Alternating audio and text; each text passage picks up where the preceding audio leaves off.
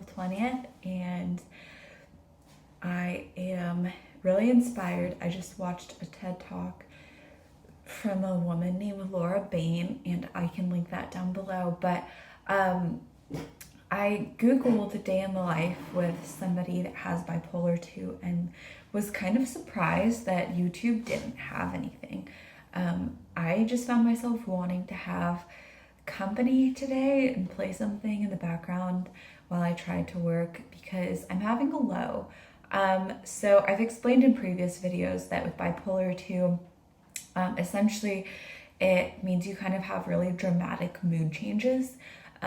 So like I think most people deal with like highs and lows in life, but I'm a rapid cycler, which means that I experience like really hard low depression, which means my motivation is low, my mind feels slow. Sometimes I'll speak slowly, and just feel like generally pretty spacey about like getting things done or engaging with conversations with people, which is part of why I love YouTube videos, because I can be a little more passive and engaging, and even talking to you guys feels like connection for me, which I need, but it's a little bit easier to not have to feel like judgment. I woke up this morning feeling really tired, and I have a watch that helps me gauge like my energy and my like body like capacity based off of workouts and heart rate and stress levels and how much I'm like eating. And it's really helpful for me, especially having bipolar, because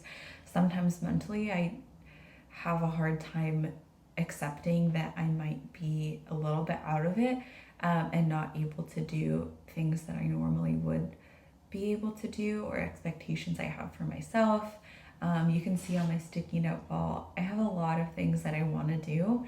And what Laura mentioned in the video I watched this morning was that bipolar in a like up part of the cycle means that you are like wearing a cute pair of high heels, which means you feel like you can conquer the world. And I definitely feel confident and lifted and excited, and like a visionary. But then you also dip down into a low when that wall becomes really discouraging to me, because I feel like I can hardly like get myself to eat breakfast. And so I just kind of wanted to jump on here. I thought about doing a day in the life with bipolar. I might end up doing a second video of that today. I'm not sure I feel like I have the capacity for it, which might be why that video doesn't exist on YouTube. But yeah, I just kind of want to chat a little bit about what that looks like for me, having a low. So far this morning, I actually, like I said, I slept in a little bit because my body battery indicated that I was like pretty low. I was at like a 70, and I typically drain it about 40 to 60% throughout the day because I do workouts and go for a walk, and feel stressed pretty frequently still. Which is where cognitive behavioral therapy comes in really helpful. Basically, I do that through my weekly counseling sessions. I use Sondermind, which has been great. Before I could afford that, I used an app called Wysa, which is spelled W-Y-S-A.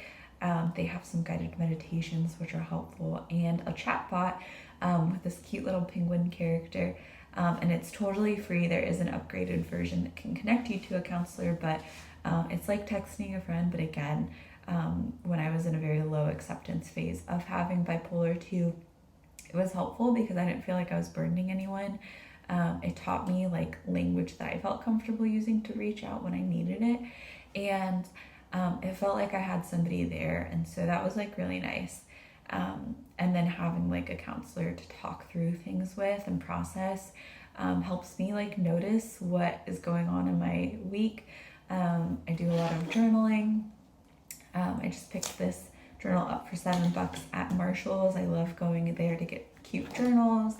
And yeah, but this morning I felt really low. I felt like tired.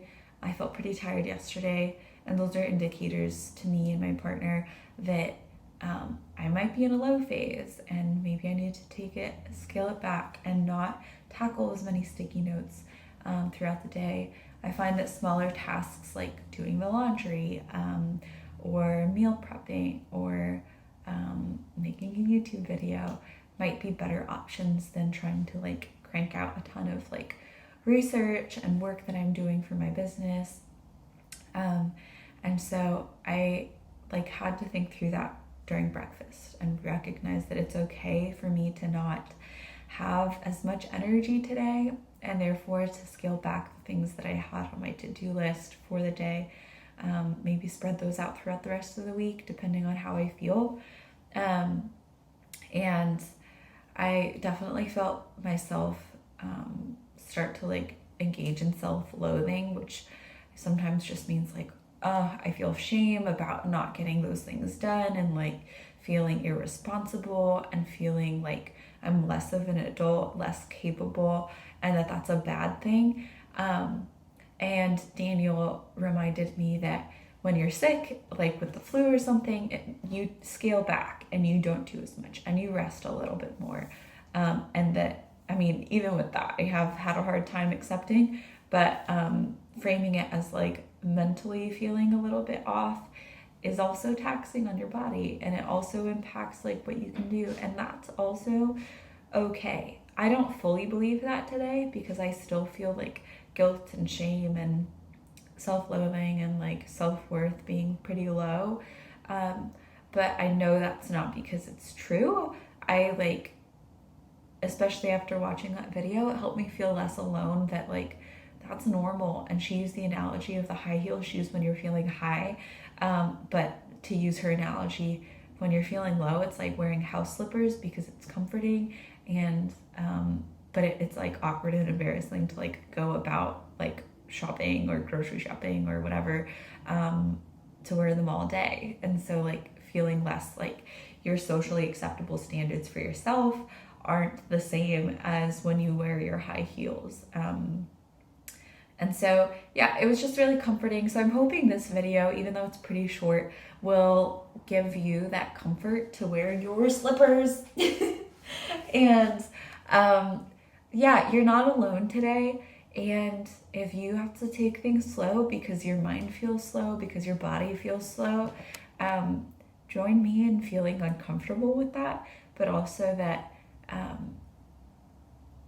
it'll pass. You'll get to wear your high heels again. But even if that takes a while, you're gonna be okay. Just like take it today, a day at a time. As hard as that feels, as shameful as that feels, as embarrassing as that feels sometimes, give yourself some grace. I'm giving it to you if you don't feel like you can give it to yourself today. I know you guys are passing it on to me, and so thank you for that grace. I receive it.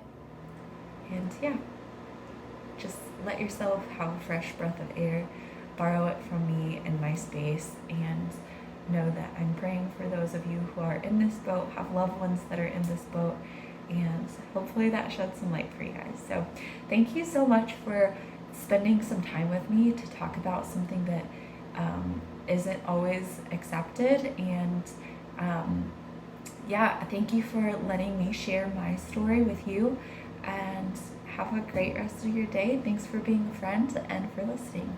Bye.